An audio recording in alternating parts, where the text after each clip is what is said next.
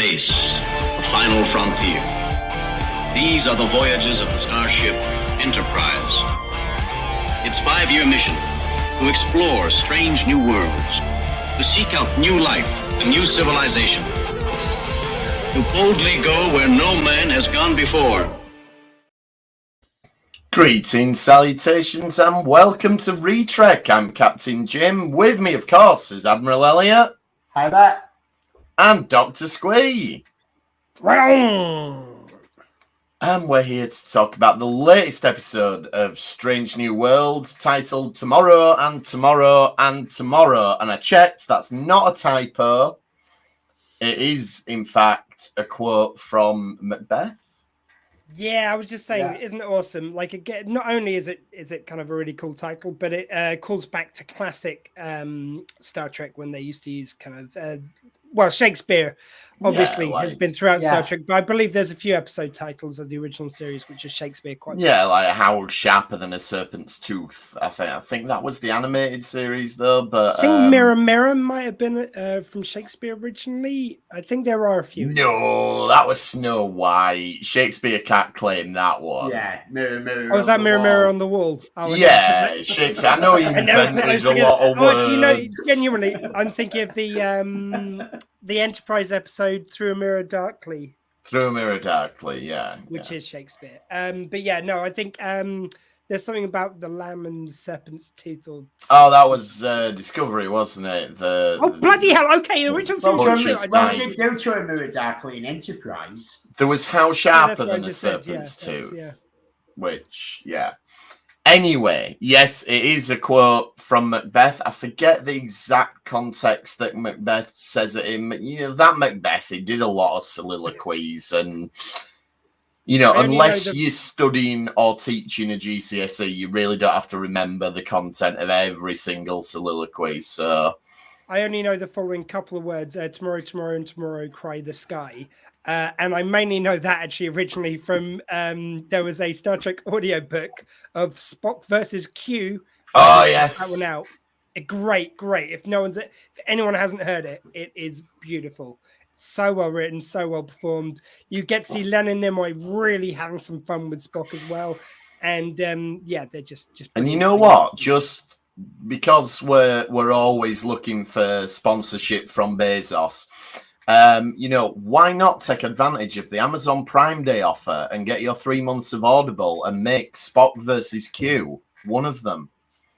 And make another one of them Spock versus Q, The Return.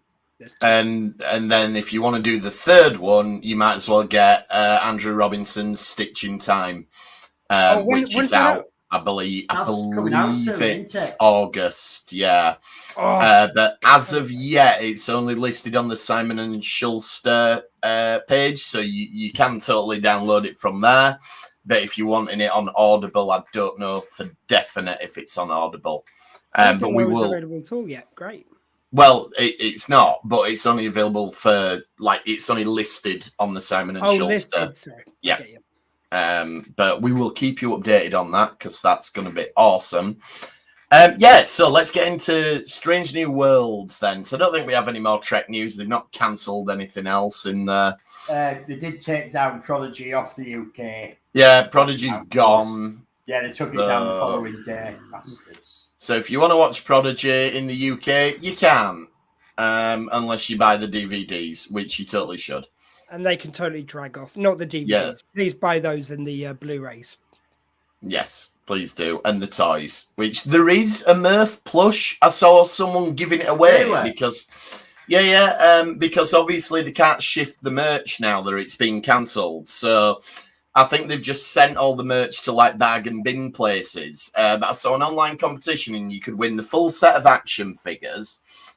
Which didn't include a few of the characters because they never got to Wave 2 because they never bothered releasing Wave 1.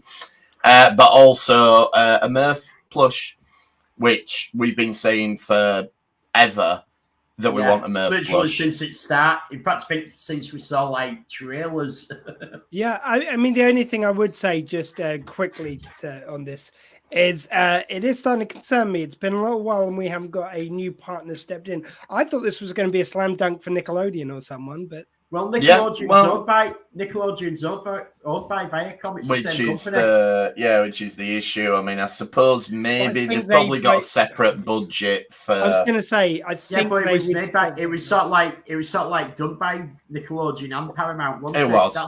That's what the delay was. But I think Paramount, Nickelodeon would have the option to buy their stake off Paramount.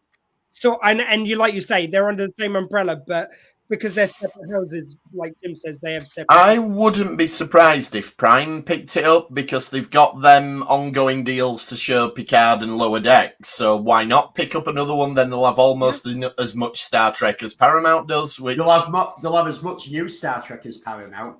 Yeah, exactly. Anyway, space as well. We will bring you updates on the Prodigy situation as and when we hear anything. But for now, if you want to look for it, there is a petition out there. There's various hashtags you can use. And the best thing you can do now that you can't rewatch it is if you can find any merch or a DVD or a Blu-ray or whatever, and obviously if it's within your means, pick it up. But other than that, not a lot we can do. Where's what's the name? Bajo Temple when you need her to start a big letter writing campaign. All I'm saying is, I hope they do find a buyer soon. None of us want this thing to drag on. No, exactly. Oh, actually, if it does and it gets really cheap, we'll buy it and we'll stream it on Retrek's YouTube page. There you go. That's next. I mean, we're talking once it gets down to like a $5 or something. So we've probably got. So where's this $5 come from? Is our budget? We don't have a massive budget at Retrek, but we'll put it out there. When it gets to a reasonable level, we are happy to buy and host Prodigy. Though Elliot's Model Studios will probably get more hits than there's Prodigy episodes. No, if I don't get back to my desk soon, it won't. I'll be losing. Fair enough. Although, anyway, Willow would said that she would have chipped in, but she only likes Enterprise because that's got Porthos in it. That's got Porthos, absolutely, which is fair enough. Maybe that's why. Maybe that's why Prodigy had to get cancelled. Not enough dogs in it. Anyway, tomorrow, which is a LAN episode, not a Pike episode, and I didn't time it to the second, but we're gonna have the Retrek official Pike screen time. I was thinking about this through the week of why we've had very little Pike, and I'm wondering if it's because a lot of season 2 was still shot during COVID lockdown, and I wonder if he's had COVID for a time, so he hasn't been able to get on, or he was in lockdown and couldn't get to Canada where they shoot it because around there was issues. There certainly was issues around that in some cases. Yeah. And they would have. That would explain why they're restricted and changing the episode order as well. Because over COVID, they had to keep to a schedule and where they were due to be when they were due to be it, but.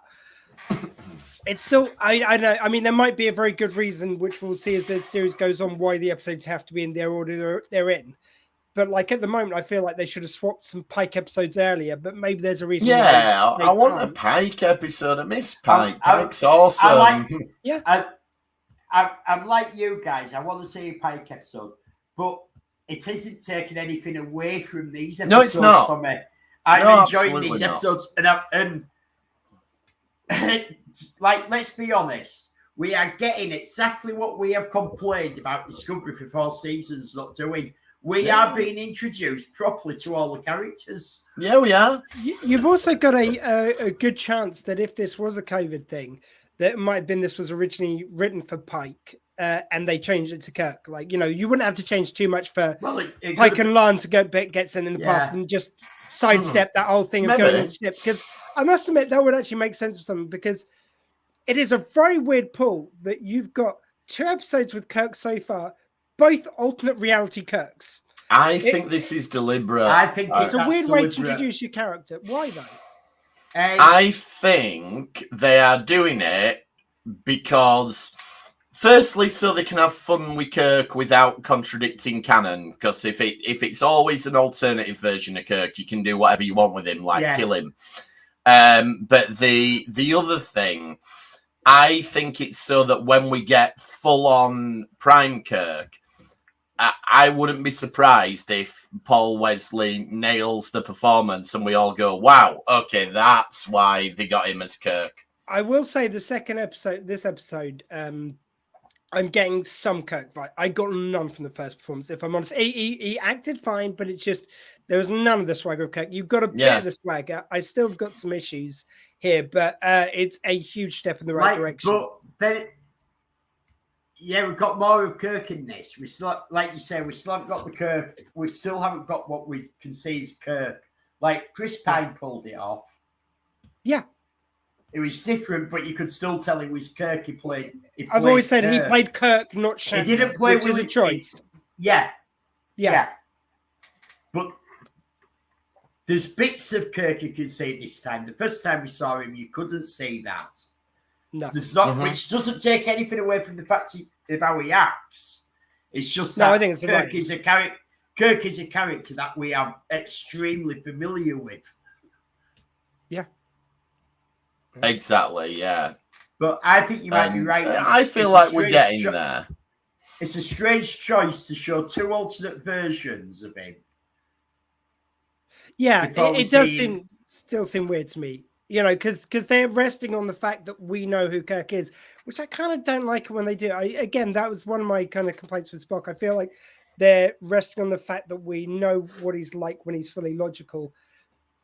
And it's fine to tell these things, but I'd like them to have shown their version of the logical Spock. That's just my taste. I know we've gone over that, but same thing with Kirk. I'd like to see their version of the Prime Kirk, then they can divide off.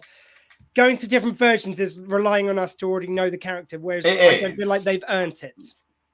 Yeah, it is, but then that only works like if you're talking about Strange New Worlds in a bubble, and the fact is it isn't. It's part of the Star Trek franchise, so we do know Kirk, but yeah, I know what you're saying. However, I feel like this is one of the easiest shows to be an on-ramp for new fans. Yeah, it is. And we want Star Trek to go on forever, not like just within our lifetime. And it's got a better chance of going forever if you establish your characters for new viewers. I think there's also another good reason for showing Kirk always as an alternate version of Kirk, is that this isn't a remake of TOS. This isn't a Captain Kirk show. We will feature Kirk as a bit of fan service, but you're not going to see the Kirk you're used to. You're going to see different versions of him. You know what it's a bit like, actually, thinking about it now? How they introduced Clara in Doctor Who. How we got different versions of her before we got the actual Clara. But then the thing was about the mystery of who she is, whereas we know it was. either we fully know who Kirk is, or we don't know who Kirk is at all. Because in Strange New Worlds they haven't introduced him. Well, if we know because for other shows, but for new viewers, again, you know, do you not? If we're going as a new viewer, you don't care that you don't know who Prime Kirk is. No, but then it's like, well, why are they treating this character then with such reverence when we don't know who he is yet? Because it creates a bit of intrigue, like, oh, we've seen this two versions of this character before. Oh, that must be somebody important. I don't think it's an issue for new. I think for long-term fans like we are, we can see this is alternate versions of Kirk, so it's not the character that we're used to yet. For someone new who Strange New Worlds is their stepping on point, they're not going to have a problem. Because, as we say, there is nothing wrong with his acting. His acting is fine. Well, so they're not looking at, oh, he's not playing that character right, because they're new to the show. They don't have any basis. All they're saying is he's acting and going, yeah, he's acting well. Oh, he's playing it. He's in another timeline now, and he's playing the same character but slightly different, and I can see that. Yeah, it is what it is. We'll see how it all pans out when Prime Kirk turns up anyway, which I'm sure he will. I mean, he kind of does this episode, but not really. Yeah, it's really funny. After 2 episodes, the first time we see Prime Kirk is right at the end scene of this episode. Yeah, and it's just on a phone call, and we don't really get a lot of him. But anyway, so we start off with Lan doing security things, and it's one of these nice, fun montages where she's having to go do this, that, and the other. I like a little because it's obviously meant to be a personal log that she's doing, how she's sarcastic about her job. I get to meet lots of new friends, and she's in between an argument. And my favourite has to be though the new engineer, whose name I'm forgetting, but Carol Kane. Pellier. Pellier. Not only an amazing actor, but just so funny. Like, just this is a perfect character for her. I honestly think they had her in mind and wrote around her based on this. Yeah, because if you've seen her in anything else, this is so her to do a kind of weird and wonderful character. Yeah, she's one of them people. I think she's one of them people like you write rules for her to fit into. You think, totally. Yeah, you sort of go, right, we want to bring someone quirky in. Who's quirky? Then, right, we have to write it to their style. Yeah, definitely. And the whole thing of having the idea that she's lived forever and just used it to fence goods. Yes, that's great. And she's bought a place just in case this no money business doesn't work out. I love that, just in case he says socialist utopia thing. And if the loop recalls, it's a fake. Yeah, and it's like the amount of people who have correctly, let's face it, poked fun at like how logistically would no money work. It's kind of nice to sort of have an answer because some people have said it's like, well, wouldn't someone still care about goods and stuff? Yeah. She's the answer to this. Yeah, absolutely, and she's gonna be rolling in it when they have to bring money back. When the fad ends. But as you say, there's so much fun to see. What's really cool about this is that they drop that little nugget of information where she mentions living in Vermont.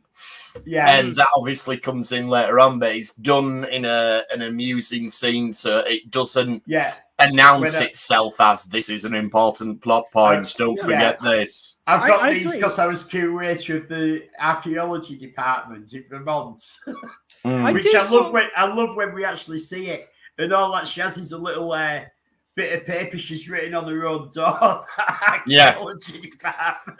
But I can completely agree. I think it's brilliant. But I kind of almost wondered if they'd sort of come up against this problem of like, well, in the past, I'll need someone there. And I wonder if this was the ethos of why they decided to make her the character, or, the long-lived character. Maybe, oh, this would give us so much mileage for stories. Yeah, it would seem like a logical, because she's only featured in one episode so far, I think, kind of in the first episode she was in. Episode. She wasn't really in last episode, which makes sense because it was all about number one's trial, and she doesn't have number one is already off the ship when she comes aboard, so she wouldn't know her. Exactly. And even if she did, it would be a brand new relationship. It wouldn't have that. The other ones had. So it's kind of like, it just smack maybe that this was where the Genesis idea was. And again, what a genius thing, though. It gives you so much you can do. It's a great Dynan-esque kind of thing for that. And I'm sure we'll get a lot more of it as we go along. I'm glad they've given this character a spin. She's not just a weirdo engineer. She's a weirdo engineer with potential links to who knows what. So, it's fun. So the time traveler turns up then, and there's an attack, and he says, get to the bridge, which Lan thinks is the bridge of the ship. Which normal. Makes perfect sense. It does. And then we get Kirk is the captain again. Because the thing is, Kirk was known in Star Trek history as being one of the youngest Starfleet captains ever. But Prime Kirk's a bit rubbish because every other version of Kirk becomes a captain a lot sooner. Kelvin Kirk was a captain a lot earlier. Paul Wesley version 1 was a captain earlier. Paul Wesley version 2 is a captain earlier. So Shatner Kirk, bit of an underachiever, really, compared to all these variants that are out there. Shatner version 2, because that jumped ahead, though, in the future. Oh, okay. Yeah, you're right. Okay, so it was only this one is the captain earlier. Yes, okay. In this show. Yeah. Fair enough. Okay, so two out of the 4 Kirks. So 50-50. Is she still in the same time when she jumps onto Kirk's bridge? I presume and that's not a euphemism. I presume this is the same time, but it's just the timeline's changed around her. We've nothing to indicate otherwise. Some nice details, though, like it's from the United Earth Fleet this time, which I'm sure was one of the versions they tried out in TOS before they landed on United Starfleet. Federation of Planets and Starfleets. That's nice. It's nice they've got the different badges, which are very evoke the TOS thing. And what I like is that they kept the same uniforms and same ship and all that, which we saw in TOS, like when they did Mirror, and all that.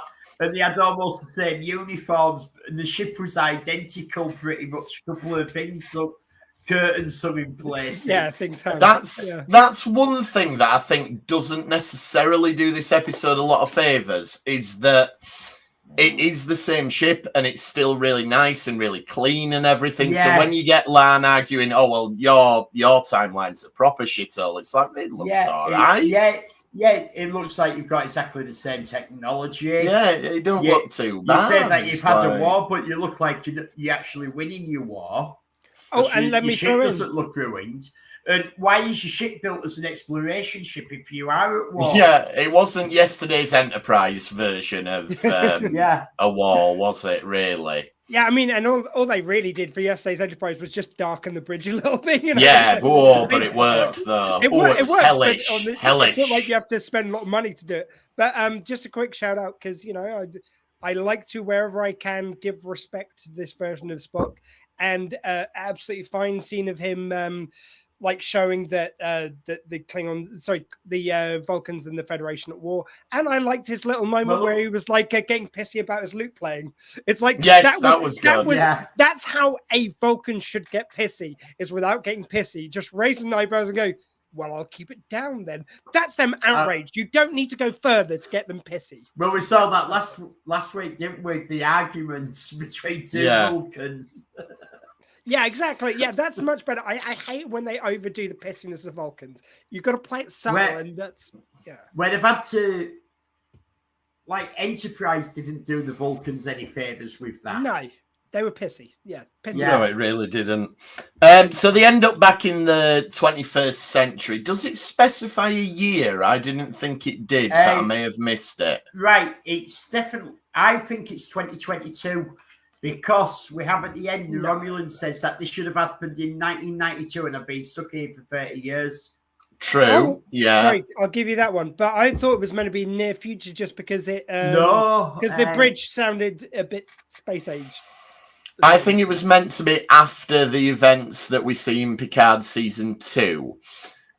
Because that finishes with Dr. Soong possibly getting involved in the Khan project. And as we see at the end of this episode, the Khan project has progressed.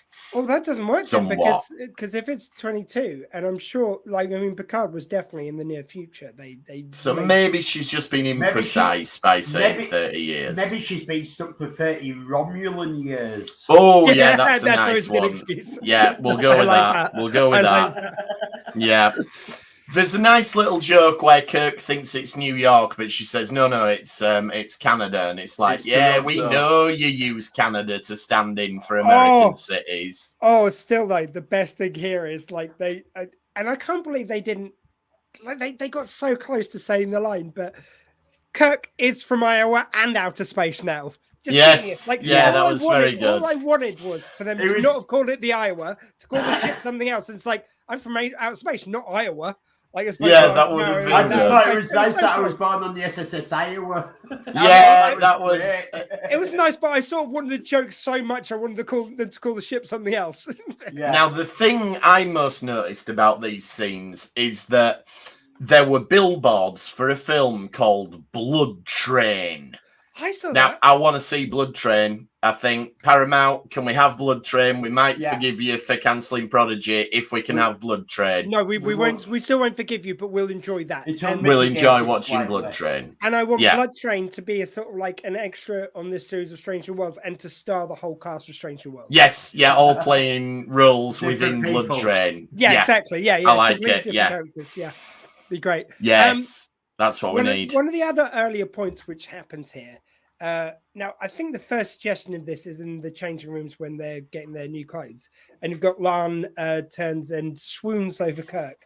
Yeah, this is one of my main problems because, as I say, there's a lot more action to Kirk in this one, but the whole thing of Kirk was the kind of like the romance came from him, Now, I understand why you want to get rid of a bit of the sleaze of that, because let's face it, to modern eyes, probably the way Kirk was a little bit not un-PC, let's just say.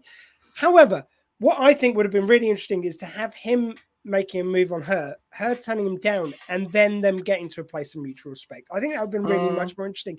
It's sort of like they still want to make Kirk the ultimate hot horn dog, but to put it on the women. And I think that does a disservice to the female characters in a different way. I think, though, you set this up at the start of it, that Lani's actually feeling quite lonely in a role that she... Yeah, there's definitely some of that. So she's actually found... So Kirk, she's actually attracted to, and it doesn't exist in her universe, so she feels safe.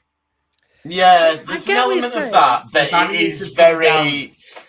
is very leery the way he gets his top off, and she's just like, yeah, exactly. It's like it's the fact she turns around and fights Nick almost. It's like, I'm sorry, but she's meant to be this hard ass chief security. Even if she fancies a guy, I don't think she would lose her shit quite that much. Just in maybe not. She goes very girly very quickly. I think the thing is, we've never, and to an extent what Elliot said does back this up, but you know, she works on the Enterprise, which has a lot of good-looking guys on it. You know, this is not an ugly cast for a television show, and we've not seen her do this before. And frankly, I'd block them all. But that's maybe it is this thing about Kirk being different. But yeah, I thought the leering at him while he's getting changed scene was a little bit, maybe a little bit over the top. I do feel like you've got to find a way of having that swaggering Kirk.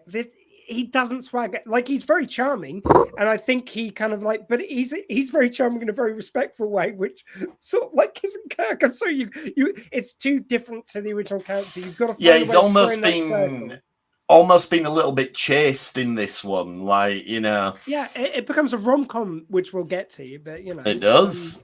I do enjoy, though, when he's playing chess. That's really good. So I think one of the things that I have a problem with this.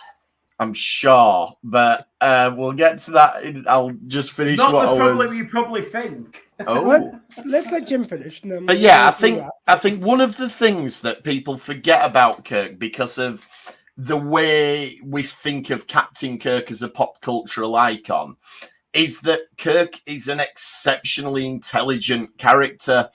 And I think somehow that gets lost in amongst all the Shatner impressions and the womanizing side of it. True. But it's nice to see that here, where he's like, you know, he's brilliant at chess. He's presumably he would be a chess grandmaster or the equivalent if... Well, they probably don't even have them for 2D chess anymore because it's just such a it's chess for dumb people, 2D chess. Well, it plays into him playing chess with Spock when he beats Spock at 3D chess. Yeah, absolutely. So what's the issue, Elliot? Yeah. My issue is, right, he's playing chess to win them some money, okay? How did he get his stake for the first game? I thought of that. It must have been something like, I said, I'll bet you me jacket or something. So that was quite a nice jacket they just nicked. It's that nice, it's still got the tags in it. I can show you. You can take this back and they'll give you $200 because it's... And if you want to get away without paying, there's a little trick. Yeah, so I think it must have been something like that. Yeah, that's my only issue with the chess part, actually. Fair. I did not think of that. Now, I have an issue with the hot dogs. I've got one, but let's see if it's the same, Jim. Okay, my issue with the hot dogs is I have never seen a hot dog vendor in my life who gives you a hot dog in a whole meal bun. I was thinking about that. Then I was thinking, is this just a Canadian thing? Could be. Because the Canadians do some strange things with some of the meals. No, I have no objection if you prefer a wholemeal bun, but a fast food hot dog that you're lashing all the mustard and tomato sauce on, I just don't think it'd be in a wholemeal bun. Yeah, but the Canadians tend to like to keep themselves a bit classier, don't they, than the Americans? So I could see it being like a proper decent sausage, freshly made, in a nice homemade bun, and that not like your you get for your American hot dog vendor. You roll over hot dogs that you get at the cinema. Or even your hot dog vendor that you get in Leeds City Centre at 2 o'clock in the morning. Oh, no, not that guy. I had a different problem. I know exactly who you mean. I had a different problem, and I'm almost like, I almost don't want to bring it up as the vegan in the room because everyone's expecting it. But I assumed when she initially turned down the hot dog, they were going to do a bit about like, because in the future it's all replicated and none of it's come from an animal or anything. I thought she was going to be grossed out of that. It just seemed weird I get it. Kirk's been in war. Kirk's been in war. Fair enough. He wants a hot dog. Fuck it. Like, you know, this is the only pleasure he's seen in a long time, and probably rations are very tight. I get that. But I would have thought she'd be a bit more grossed out by that. Yeah, like a line about, like, oh, it's from a real animal or something. Yeah, I thought that's where they were going with it when she wouldn't take it at first. But when to be fair, when they didn't go down that route, that she was vegetarian or vegan or something, it's just, no, I just don't want something to eat that you bought me. Hold on. You're stranded in the past. You've been on duty. So when did you last eat? You've got some money so you can have something hot to eat and get some clothes and find somewhere warm to stay. So why are you suddenly turning down something hot to eat? It didn't make any sense when you don't put why she was objecting. Yeah, I agree. And it just seems like, I mean, I would assume everyone in the future, I think they've even said in the episode, I think in Time's Arrow, I think Guinan makes like, or it might be Troy. Actually, it's Troy to the author, to Mark Twain. She says about like everything's replicated, so no animals die and all this. I'm pretty sure she says that no animals die now because we can make flawless meat without. So why wouldn't you? So yeah, I don't know. If you've never eaten an animal in your life and no one you know has, I think it might be a bit gross. Would be a bit weird. In TOS though, we still got cooks in a galley, haven't we? Yeah. So we haven't got full replicators. Oh, we Lance, have full replicators. I was going to say Lance from one of these like far-flung colonies. She's probably eaten Gorn. I was going to say she probably actually. I've kind of answered my own question. I thought about it. And I've just realised probably they were fighting the Gorn. They were kind of like survivalists, so they probably did have to. Yeah, in fact, that's probably why she turned it down. She probably prefers a hot dog raw. Yeah, that's probably why she turned it down. She's like, oh, pig meat's horrible. I only eat like big reptile meat. Or she was like, yeah, no, I can't, because she got used to saying that on the Enterprise, where everyone judges her for liking, animals. Like she's fine with it if an animal's got killed for her food. Everyone else is like, going, oh, that's just so gross. Here she's going, no, I shouldn't. Wait a minute, he's okay with it. A party on. Yeah. Oh, here we go. Let's go. Let's go to the all-you-can-eat buffet. But it tastes exactly the same. Don't care. So yeah.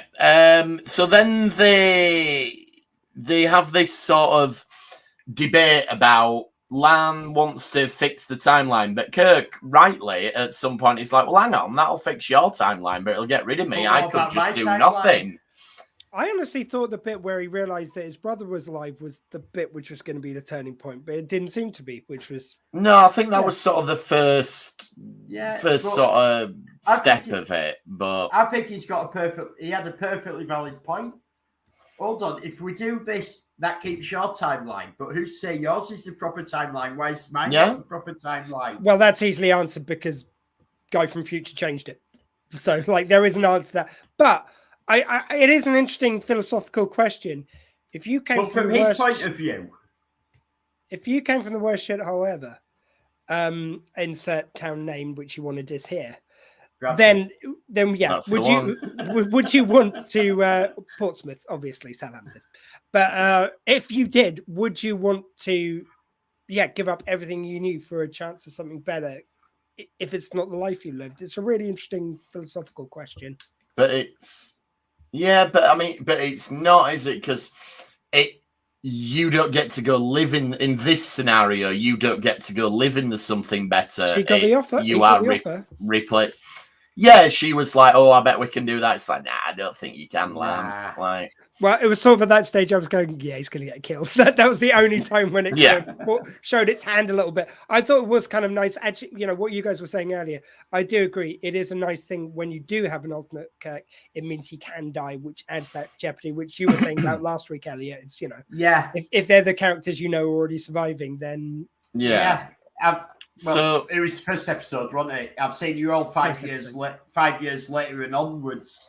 So I know that you're going to be fine, whatever happens at the... Yeah, exactly. Yeah, so the added stakes are good. So the bridge blows up, and he meant that sort of bridge, Lamb, not the bridge on the thing. I don't know, maybe he double meaned it. He sent it to the bridge to go to the bridge. I'm not being funny, but we've all made that mistake. We have. It's an bridge. I was just at the park earlier. Someone shouted "duck." I was like this, and it turns out just some quackers going past. Yeah, exactly. This is the problem with this silly, imprecise language that we have. Anyway, so the completely not dodgy woman turns up and shows them pictures of it all. And to be fair, I didn't think she was going to be a baddie. No. I thought she was channeling like a little bit of that Sarah Silverman's character in the Voyager 2-parter. Well, I was thinking this is classic. End. This is basically the classic time travel to present day for Star Trek. So you've got, it's usually Kirk and Spock, but Kirk and La'an in this case. Yeah. You've got, familiar city. You've got a person from that time who helps them out, which you always get in them. It was it was actually really nice. It's like, sometimes it can be too much like other episodes, but I don't think this was. But it gave us enough that fan feeling of like something familiar, which is nice. Yeah, it looked like, we've seen this before. Yeah, but to give that turn at the end where she turned out to be a baddie, I thought was really brilliant. It was, We should have known that's coming because Star Trek's never remade an episode ever. No. Enterprise wasn't 90% that at all. No. Maybe Voyager. But it was so great to use our own. It was like a kind of a judo move to use our own power against us. Yes. Our knowledge of Star Trek led us to believe what was going to happen so much because they followed so many beats that when they went another way, it was using our own power against us. Great. And we find out this Kirk can do the nerve pinch, which is quite nice. But they explain it straight away. Yeah, he can make plum soup in the sun. But it's good that it's one of them where you go, oh, hang on, why can Kirk do the nerve pinch? Oh, that's why. Okay, they explain it straight away. That's okay. Yeah. It may be my favorite delivery that he gave in the whole episode, though. The way he said plummeek soup, because, and I can almost make plummeek soup in the toilet. It just sounded so excitable. Yeah. It was just great. And then you get the best scene because of driving, and it's we get the driving. Lots of driving. And just nuts behind the car. It's like, better hold on to something. Did you notice how quiet the streets were? So you could tell it was filmed during COVID still. They were very quiet, yeah. And I know the clear streets for filming, but you still get normally something.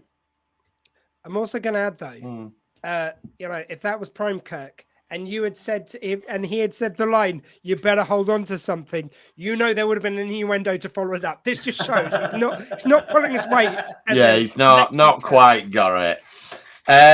And then, so they sort of befriend this woman and she gets them off from the cops, which I thought was a really cute scene. I like how she uses social media. Yeah, absolutely. And it makes you wonder what's going on here because, like, we said 2022, but I think you might be right there. It's slightly in future because Picard was 24. So if it's a bit after that, we've got, like, the stuff going on with ICE or whatever in America should be going on by then. So you've got this hatred towards Americans from the place. That's interesting. And against an American, and she uses that. He's an American civil rights lawyer. Yeah. So you've obviously got. That's good. Have you guys seen The Handmaid's Tale? It made me think of that. No, I haven't yet. Well, because America's basically become this land called Iliad, where they just subjugate women. In Canada, there's loads of American refugees, and they're hated because these are people who still identify as Americans, and they're basically become a refugee problem. It's a very kind of similar idea. Yeah.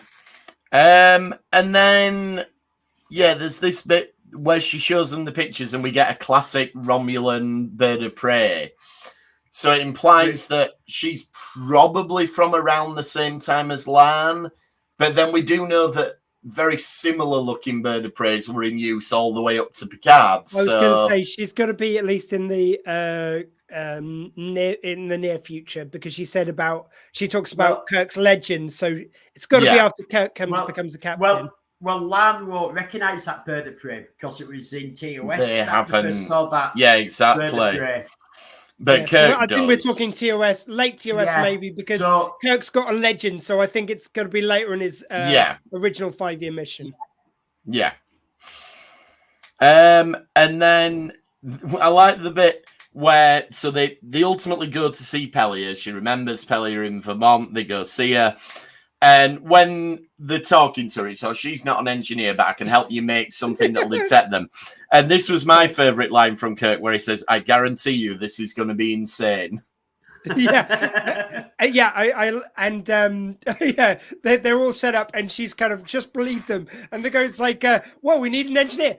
Then why did you come to me? It's like, I'm a retailer. Yeah. It's just genius, and it worked perfectly. It was just such a nice touch. It made me I like so much. I like the line when they're going on what they needed to do, and she's going, "The last time I knew anything about maths, Pythagoras was making up all this bullshit." Yeah. And then we get the romantic scene where they're walking and they're talking about everything, and this to me felt very quickly. Sorry, no, just on that point. Sorry, just put it together in my head. Very good week for Pythagoras, because it's no spoiler. He is all over the Dial of Destiny. They talk about him from the very first kind of frame. I haven't seen it yet. No, but that's not giving anything away. He is prominently talked about from the beginning. Okay. So it's not a spoiler. Yeah. I wouldn't do that. But it's quite funny. You don't hear anything from Pythagoras for ages. They're two things in 1 week. Well, we need a third one so it makes a triangle, and then Pythagoras would be happy. So keep your eyes peeled. We'll wait for the third. If we're going back for a third thing, I just wanted to point out, if anyone hadn't noticed the thumbnail for this week, I just couldn't help myself when she showed the picture of the Romulan spacecraft and them. I've just nicked it from the X-Files, I Want to Believe, and superimposed. Yeah. Which I've got that bird of prey over. I've got that poster on the wall. Yeah. I thought you were going to say that you snuck in a small Pythagoras into the photo. No. So yeah, this lovey-dovey scene then. So we get like Lan saying, "Oh, it's because you don't." We have that moment where she realizes he doesn't know her name, and so because of that, she doesn't have to be as guarded with him. And this is where I think this Kirk is different, because he sort of plays stupid, like, "Oh, I don't know that reference. Oh, I don't know that reference." And then all of a sudden it's like, "No, oh, actually I do." And I just could not see Shatner's Kirk doing that. He's too brash and confident. Like he'd never play the fool to make himself look a little bit more vulnerable. He'd just be like... Yeah, he's a very vulnerable version of this. Yeah, which makes sense because he's from somewhere where they're at war. I will give you that. I will give you that. If they show again, it was nice though. The first performance, it was just so removed from anything Kirk. It's like, what's the point of making it Kirk? Whereas this one, you got shades of Kirk, but he's different because of the time he's from. That as long as when we see the prime Kirk. I'm sorry, I want a bit of lechery. I'm sorry. I don't mind if the women turn him down, if they maybe pop a joke about it, but you've got to have it in there. If you can't just put it all on the women to fancy him. Want a female space alien, and the only way Kirk can save the universe is by sticking his tongue down the throat, basically, don't you? Yeah, and then she slapped him. I don't mind that. Again, make a joke out of it, but he's got to be that person. Yeah. It's just him. I'm sorry. He is someone who woos the women one way or another. Or you could do it in a more respectful way somehow. But it seems like they've just removed that element wholesale. So far, but yeah, we'll see. Yeah. And then we find out that the woman who showed him the pictures, blah, blah, blah, blah, blah, is actually a Romulan spy. And for me, this really treads the fine line because, as Elliot has alluded to, in the prime timeline, they don't know what the Romulans look like, famously, until Balance of Terror. And we've even reinforced that in the finale of Strange New Worlds season 1. And so in this version, we've got Kirk knows presumably what Romulans look like. He knows the ships. Presumably they rediscover them. Yeah, they rediscover them a lot earlier in that timeline. Fine. And he makes reference to the ears. So you can just about get away with it at this point that Lan now knows. She's not allowed to talk to anyone about it, which is fair enough. Lan now knows that Romulans have ears that are in some way different to humans. But other than that, she doesn't know anything about what the Romulans look like. So that's fair enough. Yeah. It just about gets away with it. Yeah, agreed. And I then didn't think of that, but yeah, that makes sense. Another thing that this isn't our Kirk.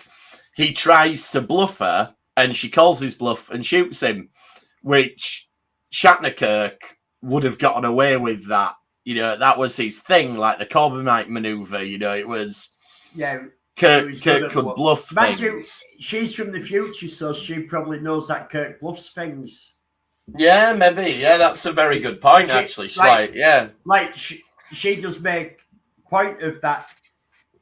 She's annoyed with herself because she didn't recognise Kirk, and she should have done because he's famous. Yeah, that's a really good point. She probably knows. Oh, I read about that Corbomite thing he did. There's no way we'd have fallen for that. You see, this is another thing. Everyone fell for the Corbomite maneuver. He pulled it 3 times. Yeah. But this kind of reinforced my point, though, because I feel like you have got the wild card Kirk kit, like the wildness is come to the fore a bit more in this performance. Mm-hmm. Whereas in the first episode, you even had his brother Sam going. It's like Pike asked him, "It's like, oh, I hear your brother's a bit of a wild card. Oh, full deck of them." And then that performance was the most staid, most kind of like together, very kind of like, what do you think? Like he was deferring to Pike to see what he thought. It's like that wasn't a wild card. Whereas this version, he gets to drive cars really fast and be a bit manic. It's definitely a bit more there, yeah. Yeah, they're definitely up to something with it. They keep showing us alternate versions of him. And I wonder if they are going to keep doing that for a while. It could be maybe fun. so, yeah. I do enjoy the fun of it. At this point, we get a sort of in-universe explanation for the retcon. We've already talked about the retcon when the eugenics wars took place and everything. And now we get kind of an in-universe explanation that things still happen, but they may not happen exactly when we originally thought they did, because the timeline keeps sort of resetting itself and redoing things, even if minor parts are changed. Spock tells us about that and explains it in 2009 Star Trek. He does. Because he says time is elastic, and it likes to pull itself back into shape. Yeah, and that's what. So we've never had this within the Prime timeline. The approach to sort of Star Trek canon, at least within the fandom, has always been that the Prime timeline is exactly how things happen, and changes to it are either immediately reflected in it or are put back the way they were by the end of the episode. Whereas I think what we're getting now, and this ties in with new theories on time travel anyway, like the way scientists have theorized about how time travel might work has changed since the 60s when they first started doing Star Trek time travel. So I'm actually happy with this as an explanation, and it still means that everything we've seen on screen still happens. And when Spock said the eugenics wars happened in 1992, that was true. But at some point, someone's changed something, and the eugenics wars still happened. They still found Khan there. It's just some of the background details changed. Well, she does say, doesn't she? She says that there's been time wars fought to stop this. Yeah. The Federation and that's forming. a lovely call. Like, even though Enterprise wasn't our favourite, that's a nice callback. It is. She makes reference, all this has been fought and all that. And what we've been doing now is we do it in minor things, but all we're managing to do is keep delaying. Well, I really enjoyed we blow up a building here, we do a terrorist event there. but all it's doing is delaying what happens. It isn't stopping it. I also like the fact that they kind of like in Deep Space Nine, they kind of justified there's so many different reasons and cause and effects of time travel within Star Trek. So they go, it's like, is this meant to be a predestined time paradox? Is it meant to be one of these? This is meant to be like, and they list all the different types of time travel in Star Trek. It's like, way to clean up the timeline, fellas. Like, I know it's your job in the show, but you kind of did it out of the show as well there. Yeah, and I really like this as an explanation, and it means that we get to... I do think we're heading towards a Khan eugenics wars, whether it's a movie, whether it's a show, whether it's a mini-series. There was talk one day. That's the SETI Alpha Khan thing, I think. Well, but anyway. There was talk of Nick Mayer when there's first relaunched the Star Trek universe. Yeah. That there was ought to be a Khan spin-off one that'd be separate. But it does make sense if you're going to be pushing these things. And especially if the Section 31 movie works, that you can put these things in separate movies. Yeah, exactly. And they've now cleverly here, because we're assuming we're working out this has got to be after Picard, which was 2024. Yeah. So we've probably got to give it a couple of years after, possibly even more, because of the age of Khan by now, when Dr. Sung's gone off to start working on eugenics. So this is possibly 2030. Possibly so, yeah. So you've got another 20 or 30 years in the future before he's going to be old enough to have a eugenics war. Sorry, go on. No, I was just going to say, it's like when they brought up a relative of Khan in Strange New Worlds, it's kind of like it's sort of unheard of to leave it this long into a show before you land that. As they're doing. I kind of like the fact that and maybe it's partly obviously because they've got 10 episodes of series, but it's nice that they can wait series in. There's still loads of stuff they can bring in the third series. Whereas I think one of the problems, for instance, with Enterprise was they got impatient, and because they felt hand-tied by keeping to the past, they start bringing stuff from the future. Like you saw the Ferengi earlier than you should have. You saw all the baddies earlier than you should have. Well, they went the wrong way, didn't they? In the first,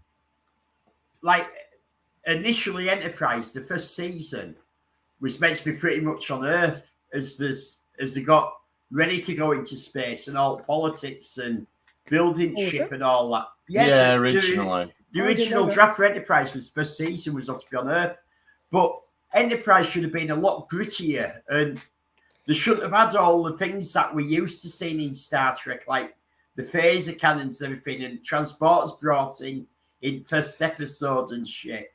I mean, there's some nice ideas, but the problem was I think that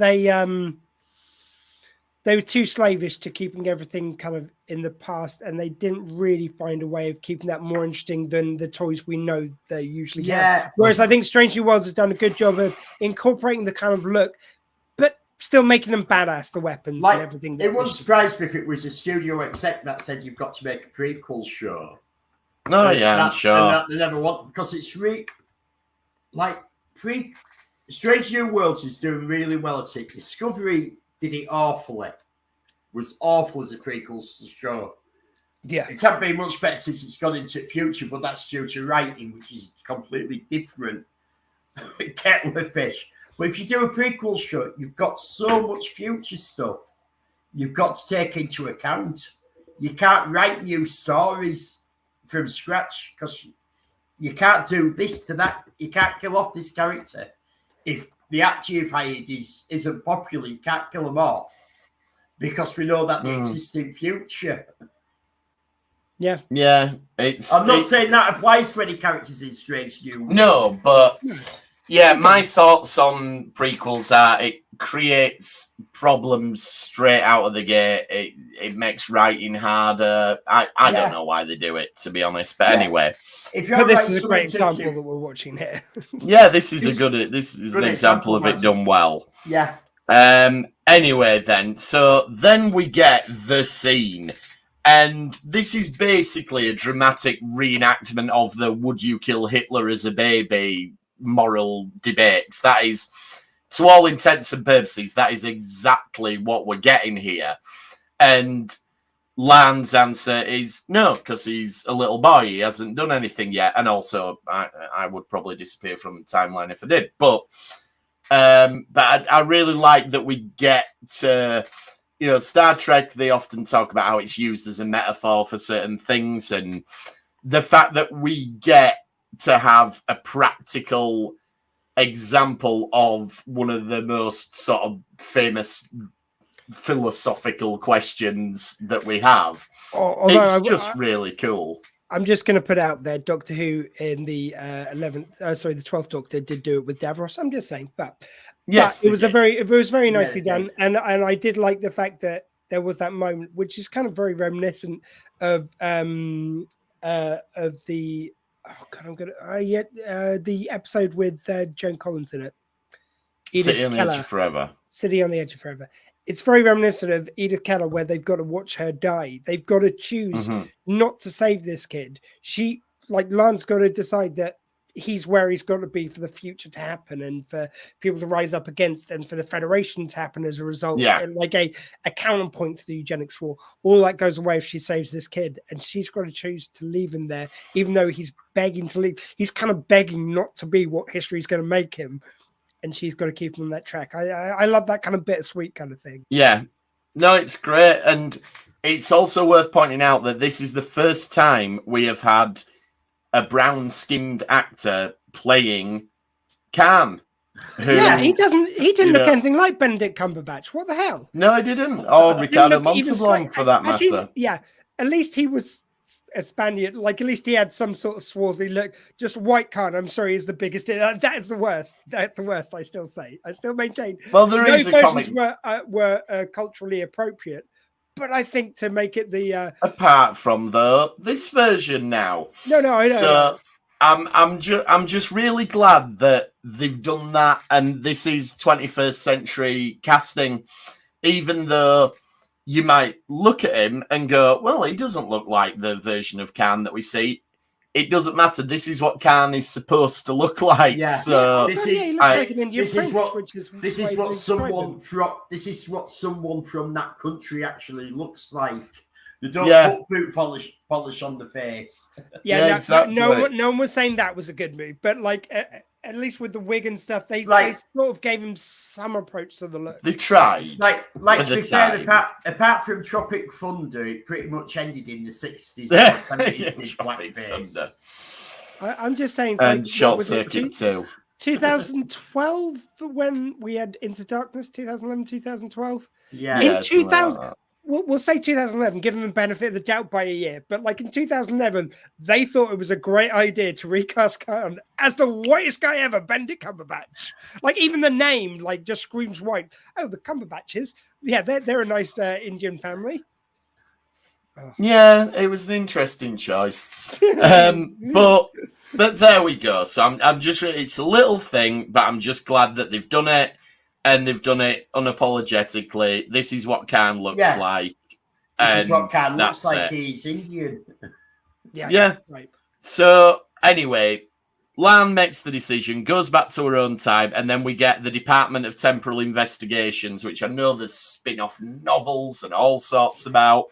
And I do think that'd be a TV show that someone would welcome if we got a Department of Temporal Investigations TV show. It's a nice update on the temporal investigations because when we saw them, don't get me wrong, I love that the Trials and Tribulation. I love the guys as the temporal agents, but it's a bit more sophisticated. They're just sat back in a chair, their desk has appeared in her room. It feels like they're just so at home and so casual, which is really nice. Great performance and really great written that. They just so matter of fact about the reason why we're here, well, you don't know about it is because we don't exist yet. It's great. Yeah, I did like that. I'm from the Federation Department of Temporal Investigations. We don't exist yet. I would like to see this character become the equivalent of Sloane in Deep Space Nine and maybe pop up once a season. Or Daniels, yeah. Pop up once a season, give Lan another mission, go, well, you already know about us, so we might as well use you as an asset now. And then we can have a crazy LAN time travel story once per season or what have you. And she can go, like, if you do that as well, you've got the lovely thing where she starts, a time mission always starts on the Enterprise, but an alternate one. And she can pick a different crew member and they can play a different character for the week. I was going to say, every time she picks a different Kirk, because that's just become her thing now. Like, whatever timeline she's in, she grabs a Kirk. Yeah. And then that's how it finishes, with her calling Kirk. And it is quite a nicely acted, emotional scene. I mean, Kirk's wondering what the hell's going on, but this is our Kirk, so Kirk's probably also thinking, "Hey, this." Yeah, and she does ask. He does ask her out on a date. Like, this good-looking security officer's ringing me out of the blue. Yeah. I like this. Like, he does immediately ask her out on a date, which is very Kirk. Yeah, I will say that's probably the most swaggerful performance that he's given yet. Like, and maybe that is what they're building to, that the Prime version is going to be that.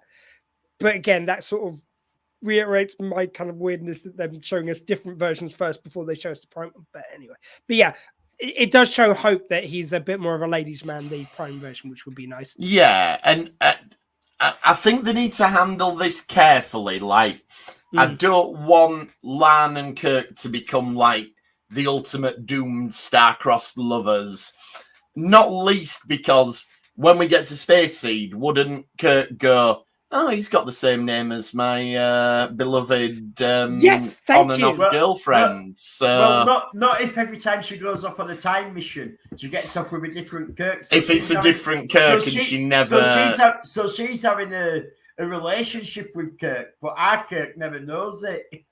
Yeah, I mean, it would... Yeah, that would be interesting if they keep Prime Kirk and Lan apart, but she has these... But she keeps getting off with all the other ones, but these two don't get on when they meet.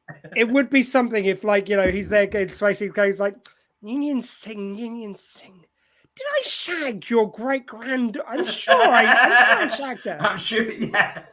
See, that just proves that it can't happen, because he would have definitely used that as leverage against Khan when he was having his... We've already crossed that Rubicon. Like, you know, when like I raised it the other week, when Spock nicks the ship in Menagerie and they go, such a thing, like Spock would never do. Oh yeah, did it a few years back under pipe. Yeah. Don't you remember? True. But there was no one on it that time. There's so many examples of where they have reused characters, and it's like, this is the poison challenge for me. It's like when you watch that's the problem with prequels. I have a feeling that they will be careful about this one, because the Kirk Khan dynamic is such a big, famous thing that's known outside of Star Trek fandom. You know, everyone knows Kirk and Khan are mortal enemies, and I think it'd be playing it a little bit too close to the wire to do that. It's too much pop culture to have these two get involved and then him not know the name later. Especially like she's already said here, I am infamous because people know who my great grandfather was. Yeah.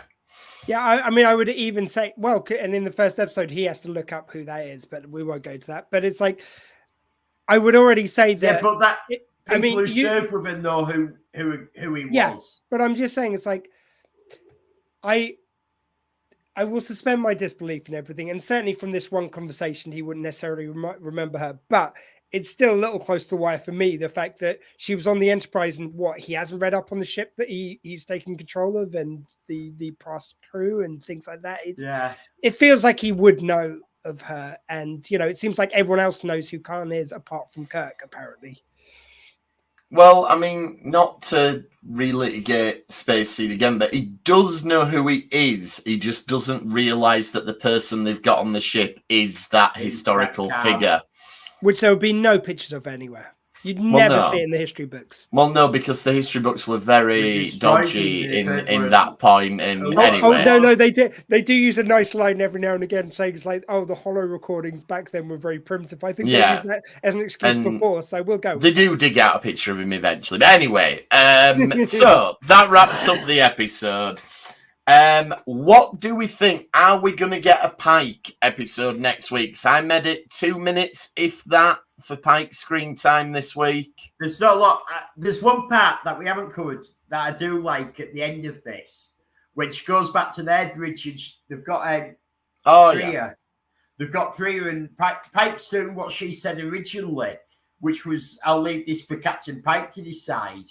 Yeah. And then she goes, leave her alone. Just let it slide. Because she's better in the past by yeah, because she's helped her in the past. Yeah, that's nice. Yeah, it was fun. I do question the logic of that because A, there's got to be some space wars there, and B, like that was taking up a shuttle bay. Like, but Pike's got to have some issues with this. Well, I've also got another thing. Is Priya now going to realise this is the same land that she met several hundred years ago in Vermont? Maybe, but I could also see that character being forgetful. Yeah, I don't think she's forgetful. If she's talking about Pythagoras and all that, and those people she's been with like thousands of years ago. Yeah, maybe. Or did the time agent lady? I like to think they finessed the timeline after the main rupture's been fixed.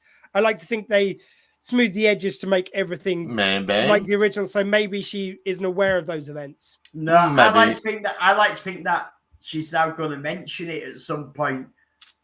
I would like to see that, and all that, and then you could have a time adventure romps with them too, because she already knows as well. Yeah, she could always meet Pelia at a different point, and it turns out she actually met her. It's like every time she has to go back to past Earth, she gets her help.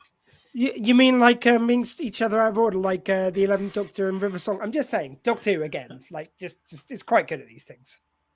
Well, it is, but yeah, I mean, you're not going to come across many time travel things that Doctor Who hasn't covered at some point. And I should say, like I've always said, like Star Trek and Doctor Who owe a lot to each other, like through different I just want to Star Wars and all of them. I just want to commend this episode as well.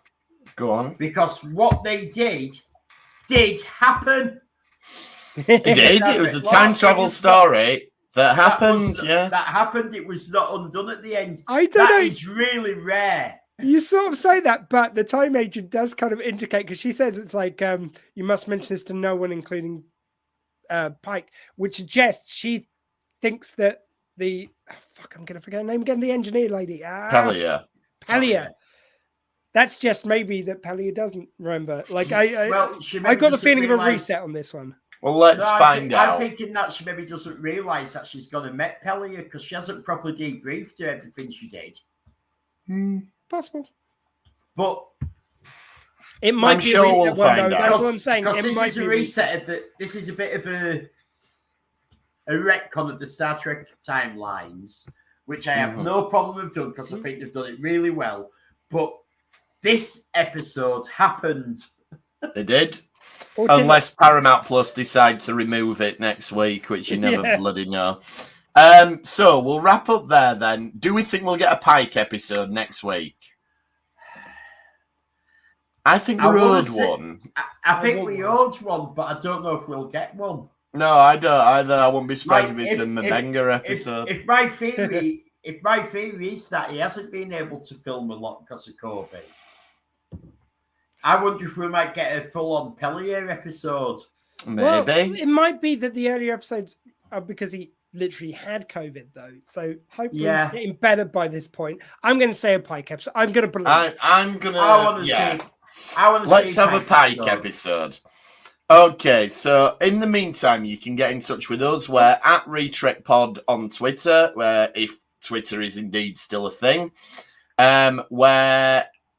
you can email us retrekpod@gmail.com. We're on all the social channels, including Retrek Model Studios, where Elliot builds Star Trek models and beyond Star Trek models. A bit of all sorts, but I need to get a video out. And then we've got a video out this weekend. Oh yeah, we've got my toy box, Kingy's Toy Box on YouTube, where I look at toys. Yeah, it's not an X-rated YouTube channel from us. I just want to assure everyone, I had words with Kingy at the weekend, and he's going to start using sprue cutters. Yeah. Because he did traumatise me with that. I apologise. I have no problem in ripping the boxes open, but the sprue cutters upset me. apologise for anyone who I offended, by the way. I removed the weapons from the sprue in the Teenage Mutant Ninja Turtles. If that hurt anyone, I do apologise.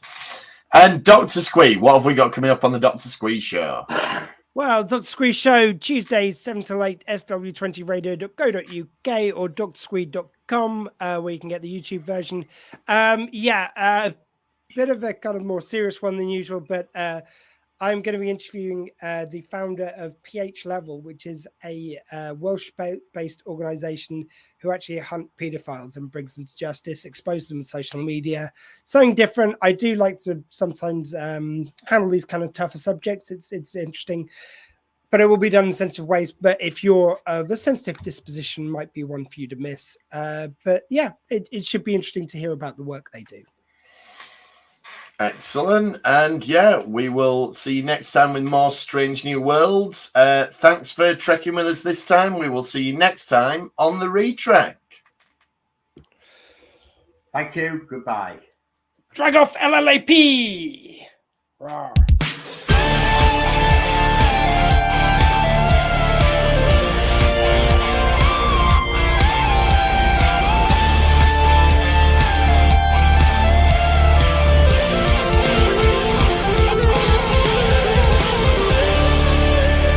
Fascinating.